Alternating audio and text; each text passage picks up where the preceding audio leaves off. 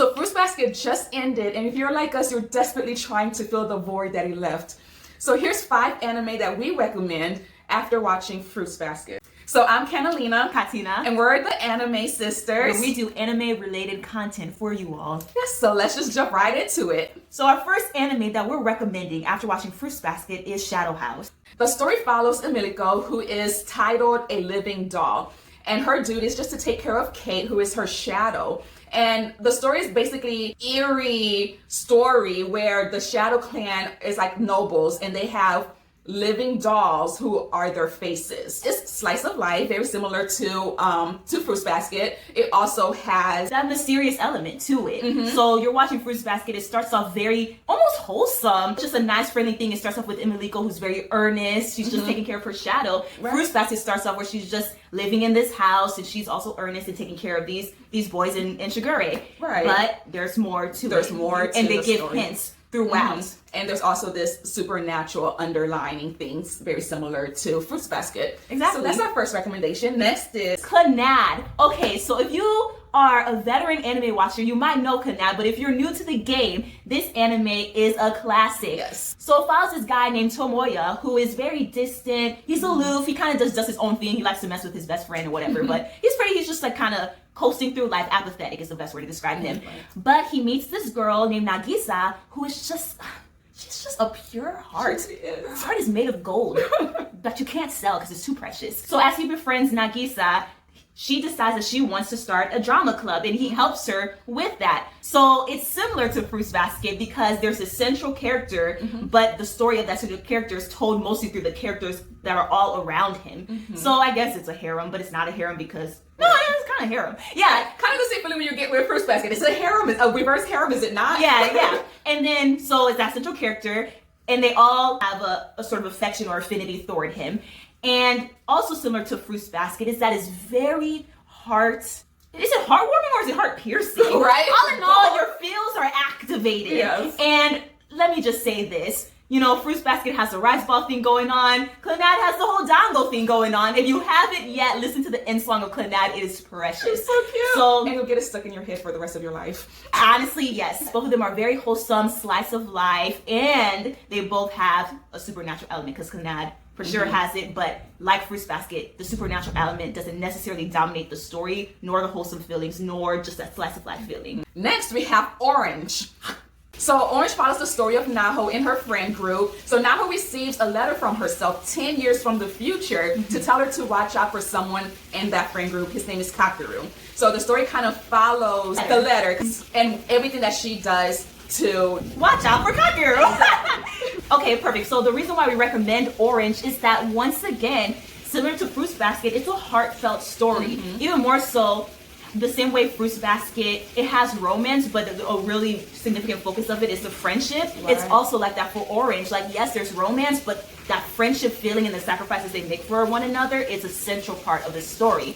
And also, Naho and Tohru are both incredibly earnest people. They're both trying their best to change or to help a hard-to-reach character. Right. And Tohru, it was mostly Kiyo that she was trying to reach, and Naho is mostly this character Kakeru, who's also kind of distant. He has his walls up as well, so maybe in different ways. And the thing about it is that Naho and Tohru are both very sincere characters. So although they're dealing with a supernatural element that makes them get desperate about their situation, they both are still limited by their human abilities. So they can only win this battle that they're facing through being sincere and through being loving and through being kind. And that's why we recommend Orange. And number 4 is Vampire Knight. Okay, so Vampire Knight follows a character named Yuki who, when she was very young, was attacked by a vampire. But then she was saved by a vampire named Kaname. So 10 years later, I think, again, she ends up in this school, this academy, cross academy, where there's a day class and a night class. And the day class is humans, and the night class are vampires. But the day class doesn't know about the night class. And basically, Yuki and her childhood friend Zero, it's their job to act as guards to keep peace between the day class and the night class, but it shows some, that maybe the peace is harder to keep than we think, and there's mysterious elements into what the heck is just going on with these classes.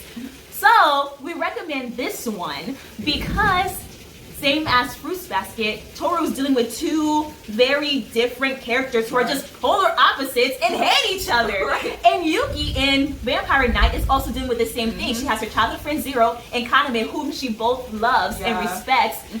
Zero more as a friend and then Kaname more as a love interest. And she's the bridge that kind of keeps them, you know, from killing each other. Right. So that's why we recommend that one.